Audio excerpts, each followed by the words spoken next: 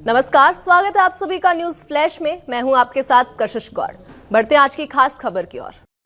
डीडवाना जिले के लाडनू विधायक मुकेश भाकर ने जिला कलेक्टर कार्यालय पहुंचकर ग्राम पंचायत और नगर निकाय परिसीमन को लेकर चर्चा की। उन्होंने भाजपा सरकार पर निशाना साधते हुए कहा कि प्रशासन निष्पक्षता से मापदंड तय करे ताकि जनता में भ्रम की स्थिति न बने। भाकर ने कहा कि बीजेपी से जुड़े वार्ड बढ़ाने और माइनॉरिटी और अन्य वर्गों के वार्ड कम करने जैसी चर्चाएं जनता के बीच फैलाई जा रही है। उन्होंने जिला प्रशासन से पारदर्शी नीति अपनाने की मांग की और बताया कि 7 अप्रैल को लाडनू उपखंड कार्यालय में बैठक होगी।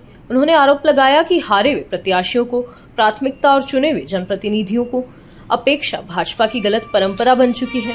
उन्होंने प्रशासन को लोकतांत्रिक परंपराओं का सम्मान करने की सलाह दी और कहा कि वे किसी भी अन्याय का विरोध करेंगे। किस संदर्भ में आप मिले हैं, क्या मांगे?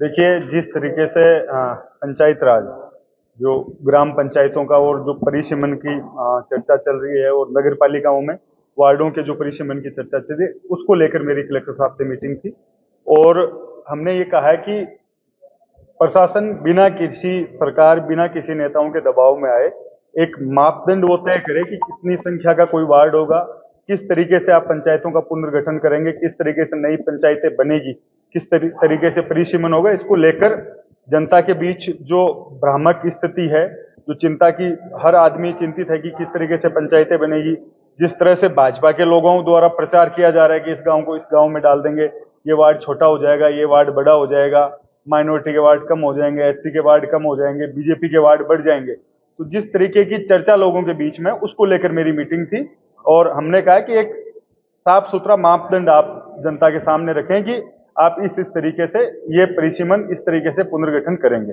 इसको लेकर मीटिंग थी। कलेक्टर साहब ने सकारात्मक जवाब दिया कि आप जहां भी आपको लगता है वहां आप आपत्ति दर्ज कराइए, हम लोग उस आपत्ति को सरकार तक भेजेंगे। इसको लेकर मुख्य तौर पर आज मीटिंग थी और इसके बाद 7 तारीख को हम लोग एसडीएम कार्यालय जो लाडनू है वहां भी आपत्तियों को लेकर जनप्रतिनिधियों के साथ मीटिंग करेंगे और उसके बाद देखते हैं किस तरीके के मापदंड तय होते हैं, किस तरीके से आगे सरकार ये प्रशासन चलता है, उसके बाद आगे की रणनीति तय करेंगे। हारे हुए लोगों को, हारे हुए प्रत्याशियों को जो है तवज्जो दे रही है। देखो, ये जो परंपरा है भारतीय जनता पार्टी सरकार में आने के बाद हर जगह ये खराब करने का काम किया। आज जिन लोगों को जनता ने नकार दिया, जो हारे हुए लोग हैं जिनको जनता ने चुना है, जो विधायक है या जो भी जनप्रतिनिधि है, उन लोगों को इस तरीके से आप साइडलाइन करोगे, एक नई परंपरा डालोगे तो वो इन्हीं के आड़े कहीं ना कहीं आनी है। ये एक नई परंपरा इस राज्य में हमें देखने को मिली है, लेकिन मैं समझता हूं कि सभी जनप्रतिनिधियों को मजबूती के साथ, क्योंकि ना तो आईजी ये फैसला करेगा और ना जो दूसरे प्रशासनिक अधिकारी ये फैसला करेंगे। इसका फैसला जनता के हाथ में था। जिसको जनता ने चुनकर भेजा है वही उनका जनप्रतिनिधि है, उसी को इसका हक है। इस तरीके की अगर घटनाएं हमारे यहाँ हुई कहीं भी तो हम उनका विरोध भी करेंगे और जो प्रशासन के लोग हैं जो इस तरीके की एक नीति बना रहे हैं उनको समझना चाहिए कि राज आते रहेंगे जाते रहेंगे, लेकिन एक स्वस्थ परंपरा जो लोकतंत्र की है उसको वो खराब ना करें।